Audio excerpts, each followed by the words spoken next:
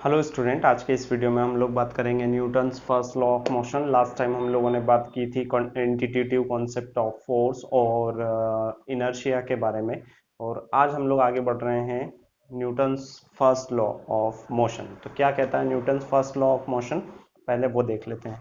According to Newton, if an object is in state of rest, जैसे अगर ये cycle है तो यहाँ पे ये साइकिल स्टेट ऑफ रेस्ट में है, it will remain in state of rest. तो ये जैसी है वैसी रहेगी, ये बोर्ड जैसा है वैसा ही रहेगा, क्योंकि ये भी स्टेट ऑफ रेस्ट में है, वॉल भी स्टेट ऑफ रेस्ट में है, हमारे आसपास बहुत सारी चीजें स्टेट ऑफ रेस्ट में होगी। अगला है if state of rest and if it is in state of motion. Suppose इस साइकिल को कोई चला रहा है, ठीक है, तो ये आगे चलती रह रही है, मतलब ये कौन सी स्टेट में हो गई? मोशन में हो गई।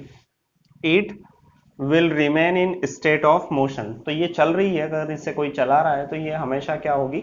चलती रहेगी।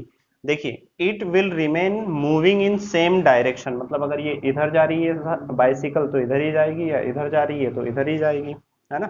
एंड सेम वेलोसिटी, और इसकी वेलोसिटी में भी कोई चेंज नहीं आएगा, इसकी स्पीड में कोई चेंज नहीं आएगा। अनलेस, अब कब तक चेंज नहीं आएगा? An external force is applied on it, अगर इसको कोई जब तक रोकेगा नहीं, जैसे हम लोग ब्रेक लगा के इसको क्या करते हैं, रोकते हैं, या फिर कोई सामने से अगर पत्थर वगैरह या रोड खराब आ जाता है तो वहां पे फ्रिक्शन बढ़ता है, उस वजह से फोर्स लगता है और ये साइकिल जो है वो क्या हो जाती है? रुक जाती है। तो यहाँ पे देखिए, ये था Newton first law of motion, आपको अपनी बुक में मिल जाएगा। पर अगर आप लोग देखेंगे तो इसको मैंने दो कलर में लिखा हुआ है। दो कलर में क्यों लिखा हुआ है? कि न्यूटन फर्स्ट लॉ को हम लोग क्लासिफाई कर सकते हैं टू ग्रुप्स में।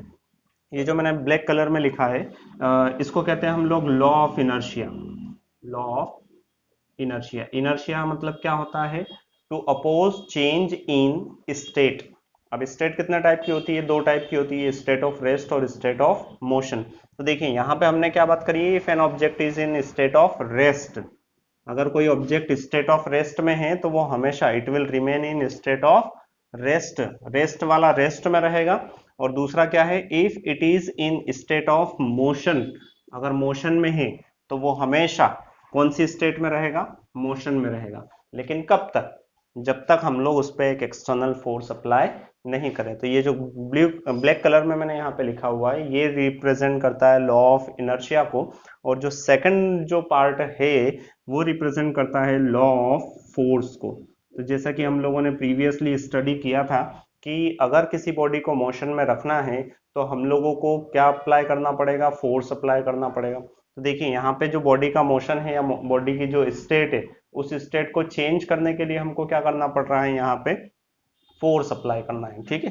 तो ये जो ब्लैक कलर ब्लू कलर वाला पार्ट है, ये रिप्रेजेंट कर रहा है लॉ ऑफ फोर्स को, और ब्लैक वाला रिप्रेजेंट कर रहा है लॉ ऑफ इनर्शिया को। हम लोगों ने बात की थी कि जो गैलीलियो नाम के साइंटिस्ट थे, उनके पहले के जितने भी साइंटिस्ट थे, उनका मानना था कि अगर किसी बॉडी को कंटिन्यूअसली मोशन में रखना है तो उस पर हम लोगों को फोर्स भी कंटिन्यूअसली अप्लाई करना पड़ेगा। मतलब इस साइकिल को अगर यहाँ से यहाँ तक लेके जाना है तो इस पे यहाँ से फोर्स लगाना है तो यहाँ तक हमको फोर्स लगाना पड़ेगा।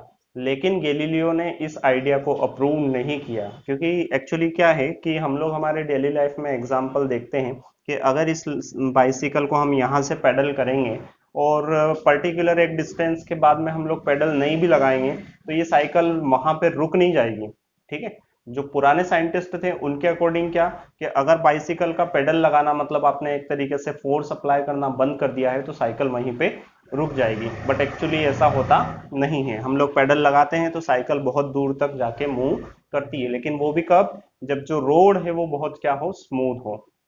तो यहाँ पे हम लोग कह सकते हैं कि जो फोर्स है, वो फोर्स का इफेक्ट जो है वो कंटिन्यूस अप्लाई करना जरूरी नहीं है, लेकिन वो बहुत ज्यादा दूर तक मोशन को मेंटेन कर सकता है, ठीक है। तो ये था न्यूटन्स लॉ ऑफ मोशन और उसका लॉ ऑफ इनर्शिया और लॉ ऑफ फोर्स, ठीक है। कुछ और बातें करते हैं। अब अगर हम लोग एक बात करें कि जो फोर्स है उसका जो कंटिन्यूअसली हम लोगों को दिखे, ये जरूरी नहीं है उसका इम्पैक्ट।